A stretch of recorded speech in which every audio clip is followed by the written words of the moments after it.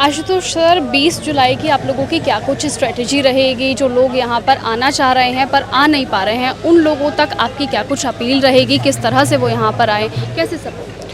नहीं, देखिए 20 जुलाई इस आंदोलन का एक निर्णायक मोड़ है, क्योंकि सरकार सुन नहीं रही है और सोनम जी की तबीयत लगातार बिगड़ रही है।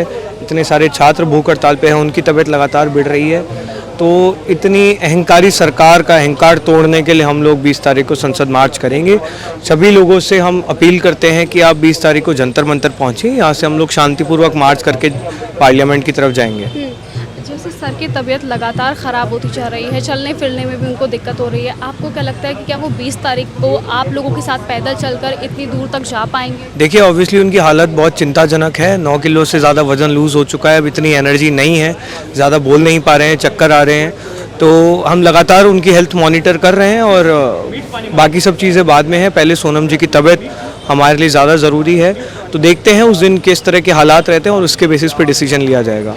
आप लोगों को विपक्ष का साथ मिल रहा है, आज केजरीवाल जी भी यहाँ पर आएंगे, उनकी पार्टी से जुड़े सांसद भी आ चुके हैं, संजय सिंह है, आतिशी है, वो यहाँ आ चुकी हैं। कल चंद्रशेखर आज़ाद भी यहाँ पर पहुँचे थे और उन्होंने एक नारा दिया था कि 21 तारीख की सुबह आप लोग नहीं देखेंगे।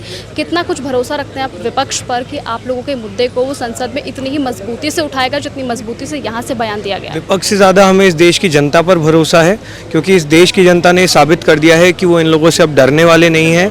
हम आँख में आँख डालकर सरकार से सवाल करेंगे और जो भी गलत हो रहा है उसके खिलाफ बोलेंगे। तो हमें विपक्ष का हम धन्यवाद करते हैं कि वो हमारा साथ दे रहे हैं, यहाँ पर एक देश के नागरिक के तौर पर यहाँ पर आ रहे हैं।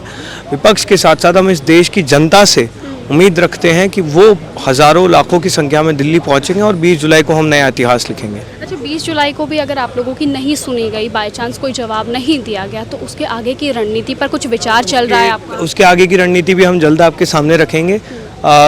हमें उम्मीद है कि सरकार में अभी भी लोकतंत्र के प्रति थोड़ी सी इज्जत बाकी है, तो 20 तारीख से पहले ही सही, बट वो हमारी बात सुनेंगे। नहीं सुनेंगे तो फिर देखते हैं। हर वो दिन जब ये आंदोलन आगे बढ़ रहा है, ये सरकार के लिए मुश्किलें बढ़ती जा रही हैं। मुझे लगता है सरकार को इस बात का अंदाज़ा है। 20 जुलाई को अगर ये प्रदर्शन हुआ तो सरकार के नीचे से ज़मीन खिसकेगी। दिल्ली में जो है आप देखेंगे कि पूरी दिल्ली की सरकार हिल जाएगी।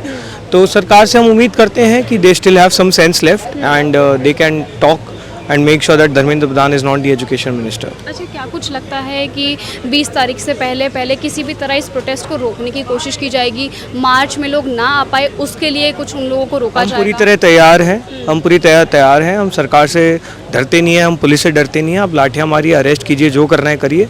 हम एक मुद्दे के लिए यहाँ पर बैठे हैं। सोनम जी की तबीयत हमारे लिए बहुत ज़्यादा ज़रूरी है, उनकी तबीयत ठीक रहना। हम किसी से डरने वाले नहीं हैं। हमारा जो प्लान है हम वो एग्जीक्यूट करेंगे। आपको जैसे रोकना है आप रोक सकते हैं।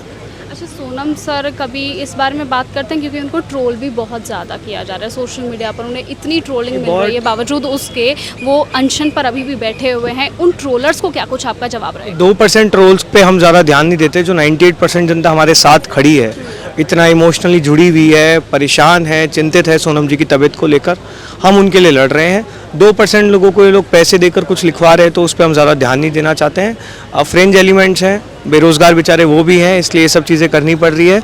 उनके लिए भी हम लोग लड़ रहे हैं, उनको भी रोज़गार दिलाने के लिए हम लोग लड़ रहे हैं। जो लोग सोशल मीडिया पर सपोर्ट कर रहे हैं पर ग्राउंड लेवल पर सपोर्ट नहीं कर पा रहे हैं, नहीं कर रहे हैं, उन लोगों को क्या कुछ कहना चाहिए? बहुत लोग सपोर्ट कर रहे हैं, जो नहीं कर रहे हैं उनसे भी हम रिक्वेस्ट करेंगे कि ये शायद पहला और आखिरी मौका है जब देश की शिक्षा व्यवस्था को ठीक करने की बात हो रही है।